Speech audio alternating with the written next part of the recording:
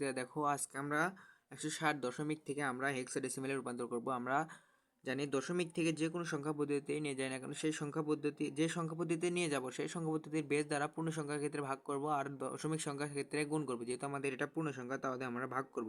যেহেতু আমরা হেক্সাডেসিমেলে নিয়ে যাব, হেক্সাডেসিমেলের বেস সংখ্যা হচ্ছে 16, তাহলে আমরা 16 দ্বারা ভাগ করব। তো আমরা 16 দ্বারা যদি 160কে আমরা ভাগ করি, তাহলে আমরা পাই 16 10কে পাই 160 আর ভাগশেষ থাকে 0। 16 10কে আমরা 10 বাদ দিয়ে পাই 160, ভাগশেষ থাকে 0। যেটা আমরা ভাগশেষ পাই এভাবে টান দিয়ে ডান পাশে রেখে দেবো, ভাগশেষ পেলাম 0।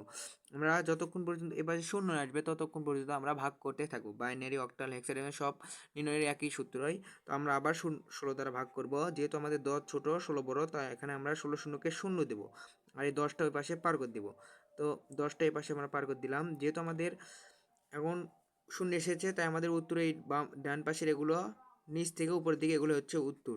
তাহলে আমরা সাজিয়ে লিখি 10 এবং 0। তা 10-এর আমরা হেক্সাডেসিমেলে 10 বলতে আমাদের কোনো কিছু নাই। 9-এর পরে আসে কি এ, 9-এর পরে আসে এ, বি, সি, ডি, ই, এফ, এফ পর্যন্ত আসে।